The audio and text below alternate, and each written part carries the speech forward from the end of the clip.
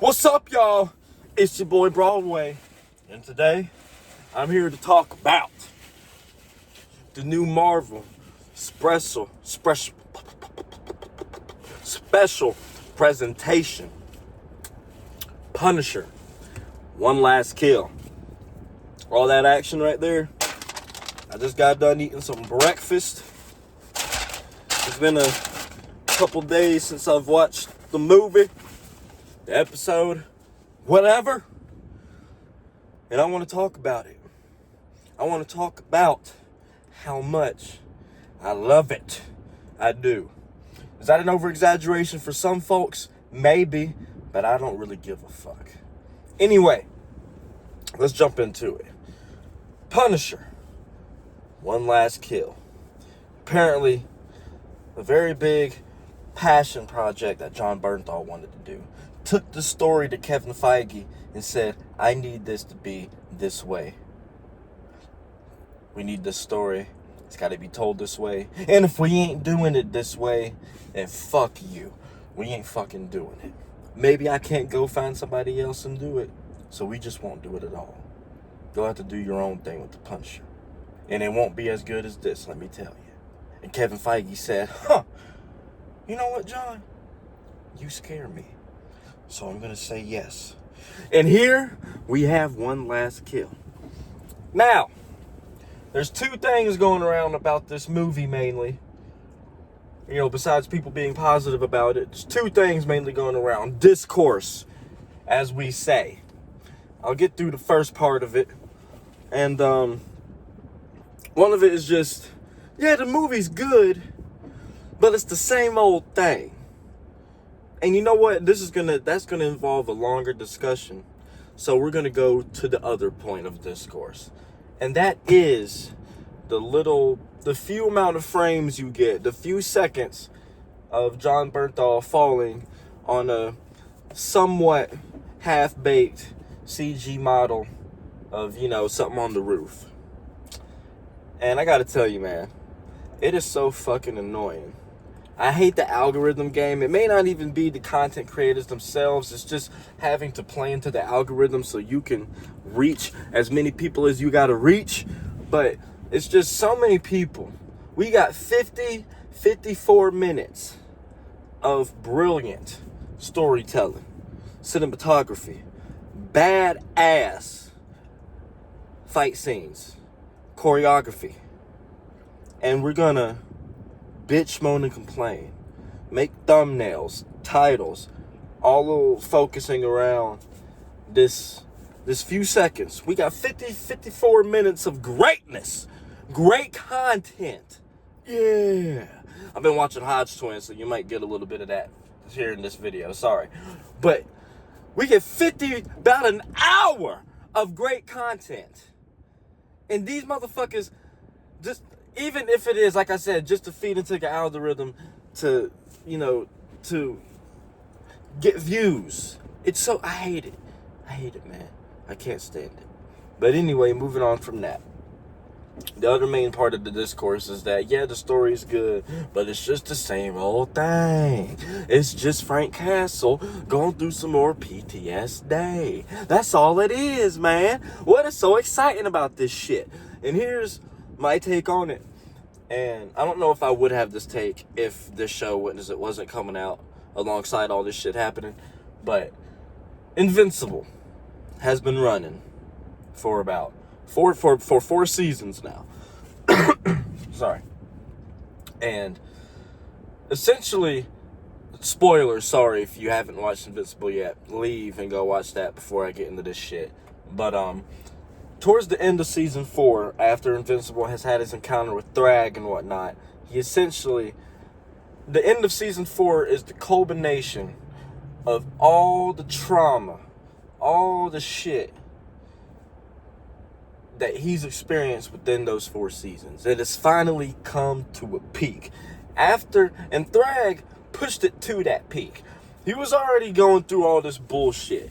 But as soon as he encountered Thrag, that pushed his PTSD, that pushed his trauma, his need for therapy over the motherfucking limit. So at the end, it's finally him coming to grips, telling Cecil, you know what, I think I will have a talk with those professionals you told me all the way back in season 1, season 2, whichever one it was. I think I finally will. I think I do need that. And then having to lean on that terrible decision, the only decision he had with that ultimatum that Thrag laid upon that ass. And for me, that is what this is for Punisher One Last Kill. I don't look at it as this is just the same old shit that Frank's been going through. And in a way, kind of, sort of. But for me, it's the culmination of everything that he's been through in season 1, season 2, the little parts of Born Again. And, because for me, I've only seen season 1 and 2 of The Punisher once. Those were one-time watches. I very much prefer season 1 over season 2. But I don't entirely remember those being, like, focused so heavily on his PTSD. Like, season 1 is definitely, like, a Marine story. And, there's actually three parts of discourse for this film. But I just think One Last Kill is the culmination of all of that finally boiling over in him being pushed. Kind of like Invincible. Like, Mama Nucci was his Thrag. He's gone through all this shit throughout the 2 seasons and, like, everything that he's been the part of within Marvel, like, cinematically, besides Thomas Jane, of course. And Nucci finally pushed him to that edge, and he had to make that decision. That is one thing I did like about this. I do love the way they're setting up his Punisher to be within the MCU, And I think the MCU now, we're getting to a point where I think James Gunn's DCU is starting off. James Gunn's DCU really feels like an old Saturday morning, like, animated series cartoon, The cameos don't necessarily feel like cameos. They feel like they should be, like, in the world. Like, I know a lot of motherfuckers didn't like Superman because they just want a Superman to be by himself in his own fucking movie. Like this isn't existing in a universe that other superheroes and villains already exist within. Like, I don't know. It's just weird to me. But anyway, because I'm starting to lose my goddamn train of thought. Going back to the Punisher, I like how they're setting him up. Alright, he's getting over his trauma towards the end. That one last kill, Mama Nucci, she was sitting there in the road waiting, getting carried by Barry, who may be Barracuda, we don't know. And he makes the decision to go help the family, help the city. I like that. I like that we're changing. Like, you know what? I'm still going to punish. I'm going to kill motherfuckers out of cold blood. But it's going to be for the people of the city and for people I care about. It ain't just going to be for my own personal desires. It ain't going to be for revenge no more. I'm punishing those who are hurting, those who are just trying to live their lives. And I love it. I like the setup. And another part of discourse that I was saying just a second ago was the fact that, and I kind of get this one. Like, in season 1 of The Punisher, if I remember correctly, I don't remember any gang, like the Nucci's being a part of his family's assassination.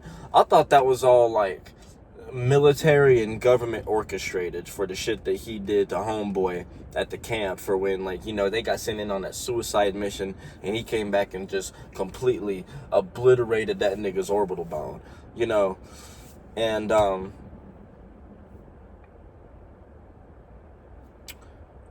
yeah, they didn't really, I don't know if they did, that's the only part of this, I guess, is like they didn't really do that quite good of a job intertwining the fact that, if the Nucci's did have a play in it, then they needed to tie them in with the military stuff somehow. But, it's, for me, that's whatever. Shout out, I enjoyed this top to bottom. I showed it to my mama. She fucking cried.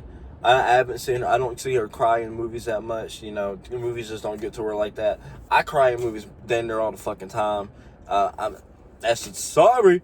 I'll admit it. I'll admit it. I ain't no singer, But what I am is the showstopper. Anyway, Punisher, one last kill. Thoroughly fucking enjoyed it. Kind of felt like a reverse raid. Punisher being up in his apartment. 6:47 p.m. motherfucker. This location is going to get aired out to every desperate motherfucker in this goddamn community, and they're coming for your ass. And he essentially has to defend himself and break out. So 50 minutes, 25 minutes is just trauma, sadness. The last 25 minutes, oh, we going on a motherfucking ride. And it was fucking awesome. And yeah, I'm with it. That was also a great thing. That shit was brutal when she was describing Frank killing every part of her family. And that young dude, hey, you was a pedophile, motherfucker. We know that for a fact. Sorry, YouTube. And so, yeah, you deserve to get your shit stomped in like that. That shit looked brutality. Anyway, 11 minutes. I want to keep this nice and short, just like the damn film was. 50 minutes, 25 minutes of sadness, 25 minutes of awesomeness. It all blends perfectly. There ain't no motherfucking laughing at all in this motherfucking thing, y'all. I'm serious. There ain't no comedy in this bitch. Maybe a little bit if you got a dark sense of humor. Oh yeah, big boy with the tattoos, you got systematically shut the fuck down. He took that damn pen, was plugging all them damn arteries, boy. He was hitting all the right points. He was shutting your shit down. I love it. Anyway, this gets me excited. I already know, like in Spider-Man Brand New Day, this Punisher, we ain't getting this Punisher. And that's fine. This is what I mean by the MCU, like that train that lost, that derailed, it got back on the track. That's what I meant by like the MCU is kind of being like James Gunn's DCU now, where it's starting to feel like the old animated series. Like we're getting Punisher and Brand New Day. I love characters intertwining. Characters intertwining in another person's movie for me don't take the shine away. It only takes the shine away when they write the script that way and they make them over, like, Punisher can be in 1, 2, 3 scenes, whatever. He can be in like one scene, and then maybe Spider-Man realizes, goddamn, this shit, whatever's happening to me and this Scorpion dude, we have to kill this motherfucker, but maybe I don't want to get my hands dirty, so let me go grab the Punisher. I'll do the workaround, get Scorpion weak, and Scorpion can just put a bullet in this fucker's head. Maybe we'll get that. I don't know. Who knows? But, anyway, Punisher, one last kill. For me, 9 out of 10. 9 out of 10. 9 out of 10. And it's a 9 out of 10 for me because I just wish it was longer. That's it. You know what? That ain't fair. 10 out of 10. It's a 10 out of 10, honestly.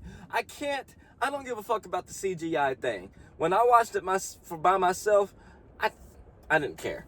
I was too fucking, I was too focused on him. Damn, he blew that nigga brains out on the block, cuz. Damn, he killed that motherfucker clean. Oh yeah, was that CG? Whatever. Move on. Easy. I don't give a shit. So, 10 out of 10. 10 out of 10, This is the type of shit I want from Marvel. Like, these special episodes, This shit like, Werewolf by Midnight. All these things. Love it. 10 out of 10. John Bernthal, keep doing your thing. Keep pushing for Punisher to keep getting shows or special episodes, movies, whatever. Keep us updated on them. Let's not just keep getting updated on them through Spider-Man, even though I don't mind high ends. Keep us updated. All right? Y'all, be safe. Keep pace. And have faith out there. It's a crazy world, and I want y'all to be safe so you can come back to the Broadway channel and subscribe. Peace!